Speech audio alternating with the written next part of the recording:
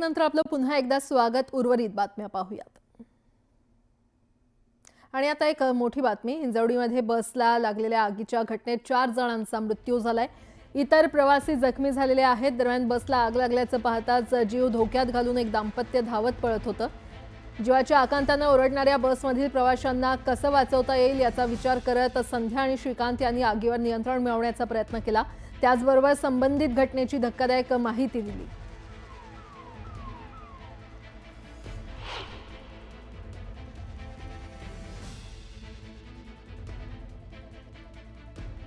हिंजवडीमध्ये जे बस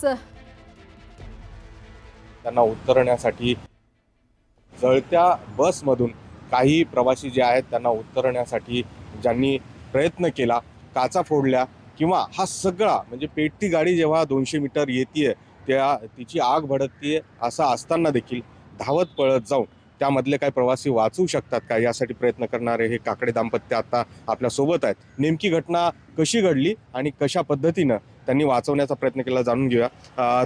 तुम्ही म्हणालात की इथेच तुम्ही राहता आणि दररोज मॉर्निंग वॉकसाठी इकडे येता, काय पहिल्यांदा दिसलं आणि तुम्ही कशा पद्धतीने धाव घेतली? पहिल्यांदा आम्ही इकडनं चाललो होतो, या साईडला वॉकिंग करत चाललो होतो। जाताना आम्हाला थोडंसं चढावरती गेलो त्या ठिकाणी, तर त्या ठिकाणी आम्हाला एक गाडी म्हणजे पेटलेल्या अवस्थेत येताना दिसली।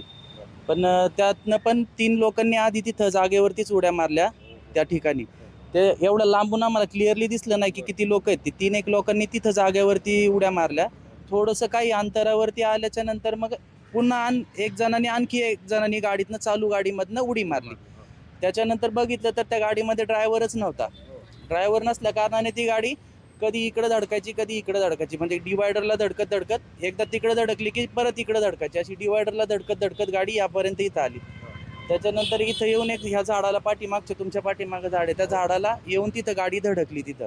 बरोबर। नंतर मग आम्ही जी व्यक्ती पडली होती त्यांना उचलून साईडला ठेवलं। त्यांनी स्वतः उठले, त्यांची बॅग वगैरे मोबाईल सगळं म्हणालात की काचा फोडण्याचा देखील तुम्ही प्रयत्न केला। हो। त्याच्यानंतर मग त्यांना आधी सेफ करून सगळे मग लोक या शेजारच्या कंपनीतले सिक्युरिटी गार्ड होते 1-2, आणि आम्ही असं दगडी ब्लॉक वगैरे जे होते त्याच्याने आम्ही ते काचा फोडण्याचा प्रयत्न केला। पण आगच एवढी प्रचंड आग लागली होती त्याच्यामुळे ते त्यांना विझवण्यास शक्य नाही झालं तेवढं। आणि आम्ही दरवाजा पण खोलण्याचा प्रयत्न केला, पण जाळ एवढा होता की त्याच्यातनी तो दरवाजा पण खूप तापलेला होता। हा, तापले पण ताई तुम्ही स्वतः हे सगळं पाहिलं आणि तुम्ही सीसीटीव्हीच्या फुटेजमध्ये आता दिसतंय की धावत पळत येऊन ती आग विझवण्याचा प्रयत्न करत होतात। इथे शेवटी जेव्हा गाडी येऊन धडकली त्यावेळेस तुम्ही म्हणाल की त्यावेळेस कोणीतरी बाहेर पडलं, त्याची काय अवस्था होती आणि सुरुवातीला हे बघितल्याबरोबर तुम्हाला काय वाटलं हे सगळं?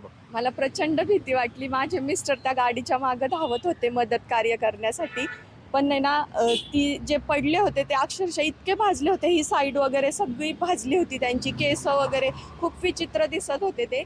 पण नंतर इथले सिक्युरिटी वगैरे सगळेजण आले मदतीसाठी। त्यांनी तिथून कंपनीतून पाईपाची सोय केली, पण ती सगळी सेटिंग होतोपर्यंत सगळे होतोपर्यंत ती आग पेटतच गेली, जास्त पेटत गेली। तरी पण इथल्या सिक्युरिटी ह्यांनी वगैरे पलीकडे बस होते, एक कॉर्पोरेशनची बस होती, त्या ड्रायव्हर लोकांनी ते फायरचे सिलेंडर काय आरडाओरड आणि किती किंचाळ होत्या, काय प्रयत्न करत होते सगळे आतमध्ये? ठकठक आवाज येत होता की हे। मग तेव्हा म्हणले अरे 3-4 जण गाडीत आहेत आणि ती 3-4 जण हे तर पडलेले आहेत, आता काय? तर मग मीच त्यांना पटकन म्हणलं तुम्ही नाही का फायर ब्रिगेडच्या गाडीला फोन करा। मग त्यांनी फोन वगैरे लावला, पण ट्रॅफिक होती आणि ती गाडी येस तोपर्यंत सगळे हे होतोपर्यंत जरा थोडा टाइमच झाला। तुम्ही स्वतः देखील या लाईन मध्ये आहेत असं म्हणालात, तर काय वाचू शकले असते? म्हणजे शेवटी जो बाहेर पडला त्याला तर तुम्ही स्वतः उचललं, त्याची अवस्था काय? ह्या समोरचे जे PCMT गाडी आली होती त्या गाडीवाल्यांनी आम्हाला एक फायरची बॉटल दिली।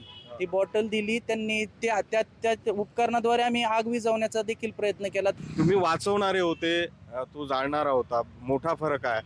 लोकांनी असं करू नये, काय सांगाल एकंदरीत? काय किती दुःख होते आता हे सगळं घटना समोर? दुःख म्हणजे इतकं प्रचंड ना, आज आपण बघतोय हे 4 जणांचे रस्त्यावर म्हणजे संसार नाही का रस्त्यावरती आलेला आहे, तेच ते त्यांचे आधारस्तंभ होते आणि तेच गेलेत मेन।